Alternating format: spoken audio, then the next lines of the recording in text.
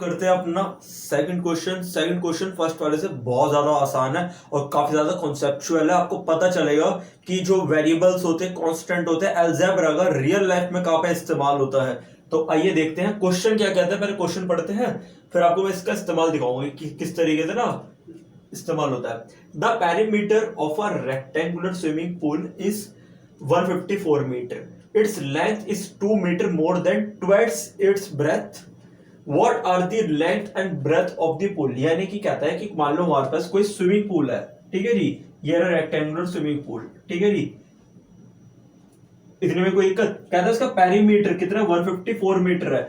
अच्छा 154 मीटर क्या है इसका पेरीमीटर है, ठीक है। वैसे मैंने बीच में लिख दिया, बीच में ना ऐसे एरिया डिनोट करते हैं, बट मैंने अभी पेरीमीटर मान के चलना। पेरीमीटर क्या होता है, जिन मेरे भाइयों को नहीं पता, इसे पेरीमीटर कहते हैं। इसकी बाउंड्रीज की लेंथ को, ये देख रहे हो, ये जो बाउंड्रीज की लेंथ को, इसको क्या कहते हैं, पेरीमीटर कहते हैं। क्या कहता है अब आगे स्विमिंग पूल के बारे में, जो इसकी लेंथ है वो 2 metre more than twice its breadth, यानी कि ब्रेथ का ट्वाइस कर दो, यानी कि डबल कर दो। ट्वाइस का मतलब होता है डबल करने के बाद दो ज्यादा है। आई नो अभी थोड़ा ढंग से समझ नहीं आ रहा, अभी करके दिखाऊंगा। तो और लेंथ क्या होगी और ब्रेथ क्या होगी, तो यहाँ पे इसने रिलेशन देखो किससे बनाया है, लेंथ का इसने ब्रेथ से बनाया है। तो मान लो ब्रेथ भी नहीं पता, लेंथ भी नहीं पता, तो मैं यहाँ पे ब्रेथ को ना एक्सलेट करता हूँ, ठीक है ना। अभी बताता हूँ मैंने ब्रेथ को क्यों लेट करा था। लेट ब्रेथ बी एक्स, आप पूरा भी लिख सकते हो। Let the breadth of rectangular swimming pool is, ठीक है ना, एक्स, बट मैंने इतना ही लिखा है। तो मैंने जो ब्रेथ है इसको मैंने एक्स लेट कर लिया, ठीक है जी। यहां पर इसे ब्रेथ कहते हैं। कहते हैं जो इसकी लेंथ है ना वो 2 मीटर ज्यादा है, ट्वाइस इट्स ब्रेथ, यानी कि जब अगर आप ब्रेथ कर ट्वाइस कर दोगे, ट्वाइस क्या होता है 2x, यानी कि डबल कर दिया, ठीक है। अगर ये मान लो 5 है ना, तो डबल क्या होगा 10, तो कैसे करें, मल्टीप्लाई करके 2 से, तो 2x प्लस में 2 प्लस में, यानी कि 2 ज्यादा है। मान लो अगर यहाँ पे ये 5 होगी ना, एग्जांपल दे रहा हूं, मुझे पता नहीं क्या आने वाली है, तो 5 का पहले डबल कर दो और उसके अंदर 2 ज्यादा, यानी कि 10 में 2 ज्यादा क्या होता है 12 इसकी लेंथ होगी। मुझे नहीं पता, तो मैंने मान के चला था, तो प्लीज इसको इग्नोर कर सकते हो इस बात को। तो लेट कर लिया हमने ब्रेथ को x, तो फिर लेट कर लेते हैं लेंथ को। लेंथ क्या होगी, ब्रेथ की डबल 2x, यानी कि ट्वाइस, प्लस में 2 मीटर मोर देन, यानी कि 2 ज्यादा, ठीक है जी। आप ना यहाँ पर एम भी लिख सकते हैं मीटर के लिए, मैंने यहाँ पर भी मीटर ही लिखूंगा। मान के चलते इतने में कोई दिक्कत नहीं है। अगर कोई दिक्कत है ना तो देखो पीछे चल लो दोबारा, और दोबारा इस वाली बात को देखो, ठीक है जी। अब क्या है कि पेरीमीटर क्या दे रहेगा 154 मीटर। अब मैं पेरीमीटर की हेल्प से ना इसकी लेंथ निकालूंगा, ब्रेथ निकालूंगा। पहले ये याद करो कि पेरीमीटर का फॉर्मूला हमने बचपन में क्या पढ़ रहा है, वो भी रेक्टेंगल के। तो याद करोगे ना, तो 2 मल्टीप्लाई में l प्लस में b, ये क्या होता था उसका फॉर्मूला, होया क्या करता था, क्या अभी भी यही होता है। 2 मल्टीप्लाई में l प्लस में b इसका फॉर्मूला है। अब इसके अंदर ना जो ये है, इसके अंदर में इन वैल्यूज को पुट करूंगा। 2 तो मेरा यहाँ पर एज इट इज आएगा, ये बीच में साइन मल्टीप्लाई आएगा। अब देखो लेंथ क्या है 2x प्लस में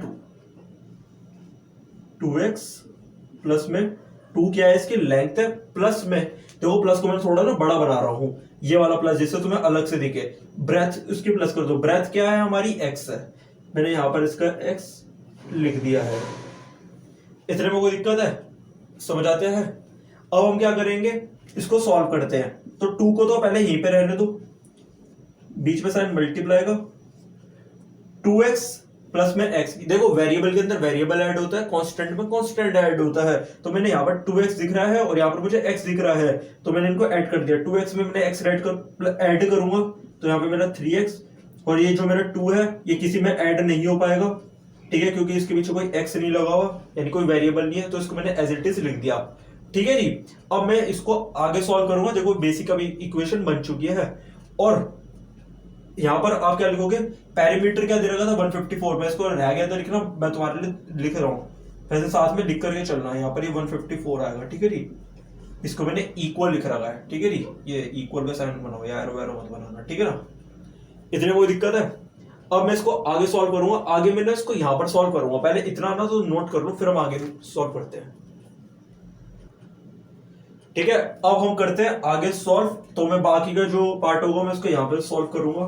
ठीक है जी, तो मैं यहाँ पर जो ये बात है ना इसको यहाँ पर एक बार ना कॉपी कर देता हूँ, जिससे तुम्हें जब मैं करूंगा ना ढंग से समझ आएगा। यहाँ पे क्या लिखा हुआ है 154 इक्वल्स टू में 2 मल्टीप्लाई में 3x प्लस में 2, 2 मल्टीप्लाई में 3x प्लस में 2, ये वाली बात मैंने यहाँ पर लिख दिया। अब इसको सॉल्व करके दिखाता हूँ। सॉल्व करने का वही तरीका रहेगा, अगर कभी ब्रैकेट दिखे आपको तो आपको इस 2 को इससे भी मल्टीप्लाई करना है और इस 2 को आपको इससे भी मल्टीप्लाई करना है। तो 154 मेरा यहाँ पर आ गया। अब 2 को 3x से मल्टीप्लाई करोगे तो करने का तरीका 2 को 3 से कर लो, यहाँ पर 6 आएगा और साथ में x लगा देना। फिर बीच में साइन पहले प्लस का लगाना, मल्टीप्लाई मत कर देना, पहले बीच में साइन किसका आएगा, प्लस का। फिर इस 2 को इस 2 से मल्टीप्लाई करो, यहाँ पे मेरा 4 आ गया। इतने वो दिक्कत है। अब हम आगे किस तरीके से सॉल्व करेंगे वो देखो। वेरिएबल वेरिएबल एक तरफ, कांस्टेंट कांस्टेंट एक तरफ। इस 4 जो है ना, ये पूरा 4 है, इसको मैं इस साइड ले जाऊंगा। ठीक है जी, तो 154 यानी 154 यहाँ पर -4 आ गया, इक्वल्स टू में 6x। ठीक है जी, अब देखो 154 में से 4 गए, यहाँ पर मेरा बचा 150, यानी कि 150 इक्वल्स टू में 6x।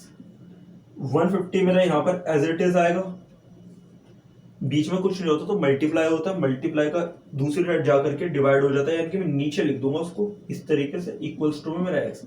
अब आपको डिवाइड कर लेना है। जब आप कैंसिल कर लोगे ना, आपका आंसर यहाँ पर क्या आएगा, 25 आएगा।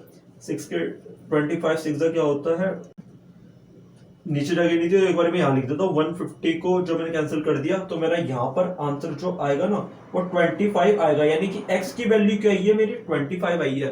दोबारा देख लो जो मैंने, तो मैं कैंसिल करने पे मेरा क्या आएगा, यहाँ पे 25 आएगा, यानी कि इस x को हमने याद करो क्या माना था, ब्रेथ माना था, यानी कि जो मेरी ब्रेथ है वो क्या आई है, 25 आई है। अब देखो आ गया ना, इस तरीके से सॉल्व होता है। अब लेंथ कैसे होगी, देखो मैंने क्या बोला था, लेंथ क्या है, ट्वाइस है, यानी कि 25 का पहले ट्वाइस कर दो, ट्वाइस यानी कि डबल कर दो। 25 का डबल क्या होता है, 50 होता है, यानी कि 50 के अंदर आपको 2 को ऐड कर देना। 2 मीटर मोर देन बोला था ना उसने, यानी कि 52 क्या होगी इसकी लेंथ। तो मैं इसकी आइए लेंथ को लिख देता हूं यहां पर। देखो ब्रेथ क्या है इसकी,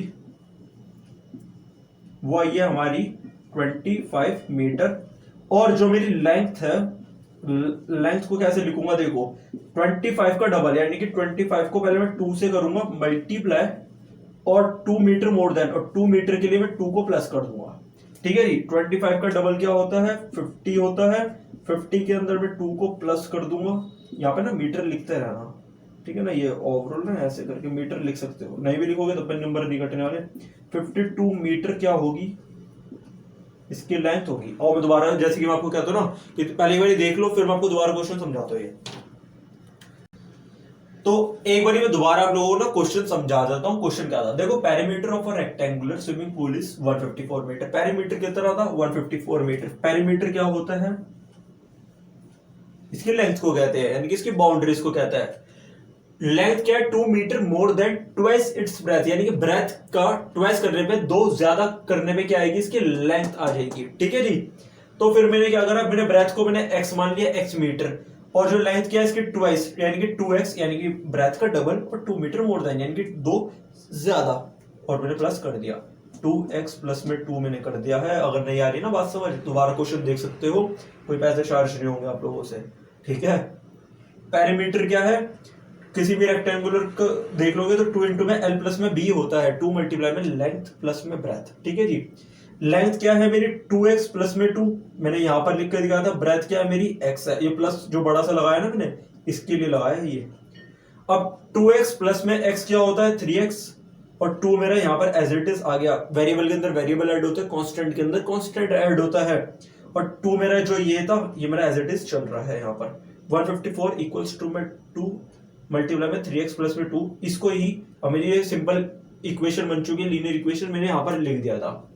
154 मैंने यहाँ पर 2 को मैंने 3x से मल्टीप्लाई करा, फिर इस 2 को मैंने 2 से मल्टीप्लाई करा। 2 को 3x से करा था तो मेरा 6x आया था, इस 2 को मैंने 2 से करा था तो 4 आया था। 4 को मैं इस साइड लेकर के आ गया, 154 में से 4 को मैंने माइनस करा, 150 आ गया, और 6x मेरा यहाँ पर एज इट इज। 6 क्या है, मल्टीप्लाई हो रहा है, बीच में कुछ नहीं होता तो क्या होता है मल्टीप्लाई, मल्टीप्लाई का नीचे आकर के क्या हो जाता है, डिवाइड।